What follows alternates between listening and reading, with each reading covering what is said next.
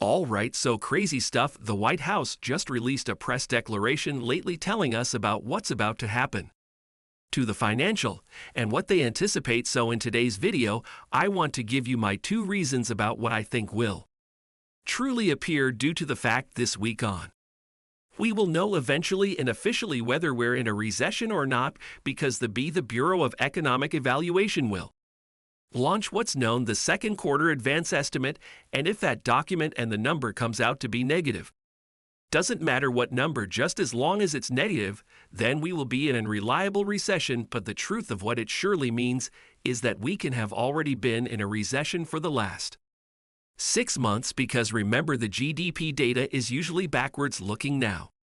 Personally, after years and years of making and investing, I've learned that the grown-up traditional investing advice is to stay the course and do nothing regardless of what takes location. So no matter what we find out this week about the economy, my personal investing strategy will still stay the identical.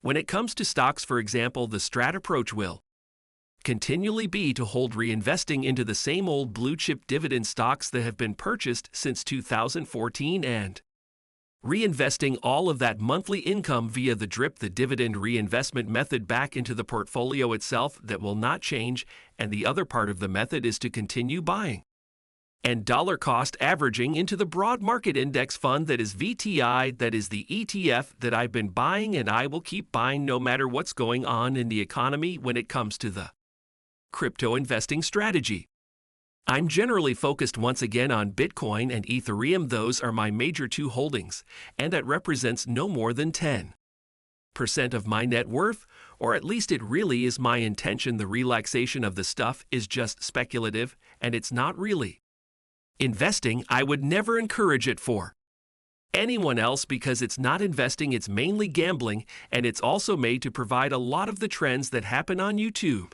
And the other part of the investing strategy is simply to position money into real estate, which I've done to date. So that is my investment strategy, to be able to now not change regardless of what takes place this week. Now, the reason I wanted to make this video, though, is because I trust we simply were given one and all the biggest recession indicators yet, and that is a press launch from the White House, which is trying to explain to us what a recession is and what it isn't. Now, I recognize most people are likely no longer spending their time reading White House statements until they're nerds and are subscribed to my YouTube channel. So if you're now not a nerd, stick around and let me explain exactly what they're trying to tell us in case you do not have the time to stick around. Let me give you the explain it like on 5 version, guys. This Thursday, the GDP might come out to be negative, but that doesn't mean it's a recession. It's a lot more complicated than that. Please, it is the given explanation for it. Like on 5 model. Now let me give you the more thorough version of what they're trying to tell us. So let's get into it right now. Come for the finance and stay for the relatively quick video. So the first thing that I found was suspicious fishes from that White House press release turned into that opening line. While some maintain that 2 consecutive quarters of falling actual GDP constitute a recession, that is neither the official definition nor the way economists compare the kingdom of the commercial enterprise cycle. This is such a wonderful statement because it is a masterclass in politics 101, because it's a half reality. Because on one hand, it is true that the GDP is just one variable to measure the business cycle, but that's not exactly what we're measuring. We're talking about what it approached to be in a recession. That's absolutely 100 officially 2 negative GDP reports back to back. So that's the part that's not exactly authentic. It's kind of like if your substantial different asks you, hi there. You're like, while my location is definitely one way to measure my whereabouts, it's not the only way. For example, last night I ate pizza and it was delicious. You didn't ask me about that. So you see, it's really hard to answer that question. Too many variables. So it kind of addresses the question, but then not longer really takes it into a distinctive direction. So a concept that was kind of funny, but then it goes on to say instead both legitimate determinations of recessions and economists' assessment of economic activity are based on a holistic look at the data, including the labor market, consumer and business spending, industrial production and income. So basically it's told, look, the GDP is just one way to measure the economy. Where were you last night? And the recession, but it's not The only way it's all these other variables too, but the funny part is that the GDP is an amalgamation of all those variables like the employment records like personal incomes and manufacturing levels and all those things that make up the GDP, so it's like saying if it equals BB does not necessarily equal a that's just.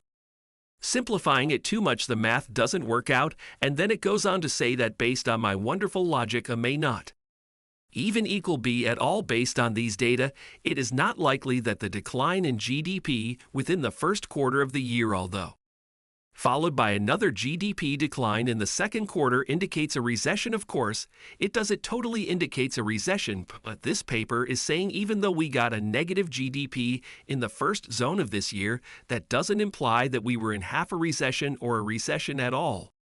Then it is going on to mention it's the National Bureau of Economic Research, the NBER's Business Cycle Old Courting Committee, is who the respectable scorekeeper is for what a recession actually is. So let's take a observe that the Business Cycle Dating Committee is not like a collection of business people to date each other in case you have been questioning as a substitute. It is just a tracker of the U.S. business cycle. So to put it simply, it's a proxy or a measure of the levels of unemployment. So the spikes that you see here in this graph represent times when there was excessive unemployment rates. The paper is attempting to say that instead we should consciousness on unemployment levels, which are totally fine, see, because there's no spikes to unemployment, but what they're not saying is that unemployment rates are not a leading indicator of a recession because a recession happens first and then unemployment happens. I used to accept the reverse was true. I used to believe that either people were fired or let go or made to be part-time. Then after some time of this hurt, suddenly we claim we're in a recession that makes overall sense, but the reverse is honestly real. And that's what the data shows. Check this out. See those gray bars right there? That's where the recessions are. And if you follow the trend of this unemployment line, you can see that the gray regions happen first and then unemployment spikes. And this makes sense because think about it. If the BA tells us on Thursday that sure enough we are in a recession, we got a negative GDP. Even the second area, then that's when it could inform the psychology of the future business cycle, because if I'm the proprietor of a business, I'm not going to start shedding my employees because I have a sneaking suspicion of a recession.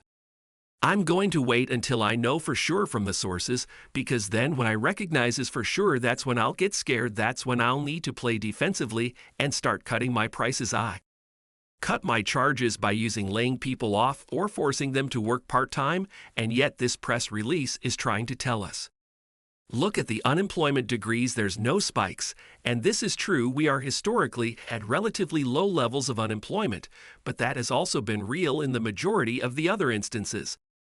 Earlier than recessions have been declared. Not to point out the committee does not consider inflation data, and that appears as an opportunity critical, and try to calculate what the odds of a recession is. Probably not to point out that they're also saying, guys, the recession is a lot of things. It is not just one thing. Look here, not there.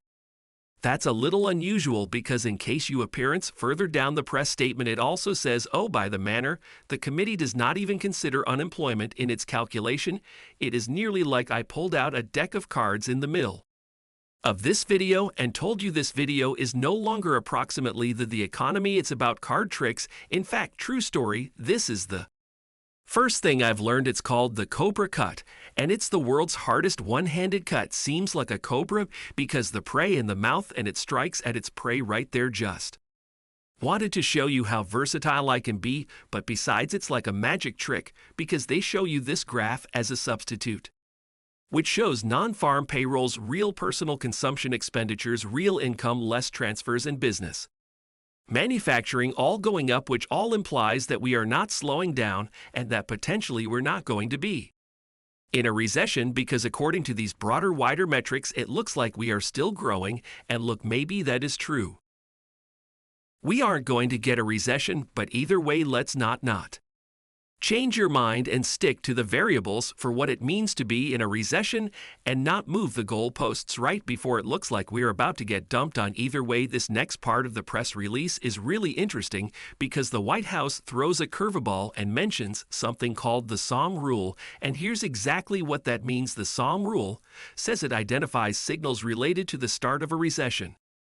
We aren't going to get a when the 3-month moving average of the national unemployment rate rises by 0.5 point or more relative to its low during the previous 12 months. Don't worry, I had to examine that line like 15 instances to understand it, so here's what it's saying. If 3 months before these gray areas, which are recessions, those unemployment numbers are at any factor 0.5% higher than the bottom point in the last 12 months, before the gray regions, there is a good chance we're going to be on a recession, because traditionally it has been a pretty good indicator of measuring that. Right now our Sahm number is at 0, which means in the last 3 months of unemployment data, we have not spiked 0.5% higher than the lowest point of the last 12 months of unemployment data, which tells us there's a decent chance that we're not in a recession now and that we shouldn't be in one anytime soon.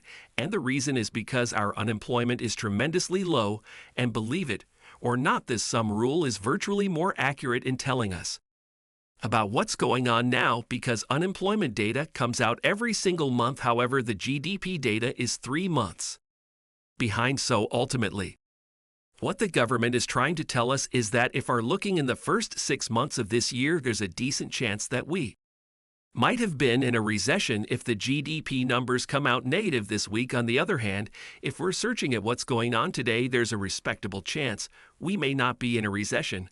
And this is the distinction they're trying to make, and it's an important one, because if this Thursday we get a negative GDP report, then the first thing it really is going to happen is the media will have a field day, and this recession is right here will be the only thing we listen for the following few months. And that is important, because how we perceive this news as consumers and as business owners clearly informs the future business cycle of how we spend and how we protect ourselves. So the government really needs us to believe that, hey, this is all high quality and we might not be in a recession, because if we do get scared and we do get protecting, then we could go from getting a paper recession to a real bad recession where people actually do start losing their jobs and that unemployment price spikes higher, at which point, if we integrate that with the high inflation we have now, we'd actually get something called stagflation, which would obviously not be good. Still though, if I were having a bet, man, which I'm not, I bet there's a certainly strong threat that Thursday this week the GDP numbers will be negative, which means we will have been in a recession at least in the first 6 months of this year. Otherwise, why would they put out a press launch trying to educate us on these differences if the GDP numbers were good? It's like when you have been a child. Mom, could you be disillusioned at me if I lost the keys to the house good because I totally didn't said no? No one ever. So I know I lightly roasted this press launch, but I wanted to be as goal approximately this as possible so you can hear out the government, but also see that your perception subjects a lot to what the financial system will do in the future. So with any luck, you may separate some of the reality from fiction and make up your own mind. But the other day, if it all is too difficult, simply smash the like button and subscribe, and then press the J button on your keyboard to go back 10 seconds, which is probably the best real useful thing you've learned this video. As always, have a wonderful rest of your day. Smash the like button, subscribe if you haven't already. Don't forget to grab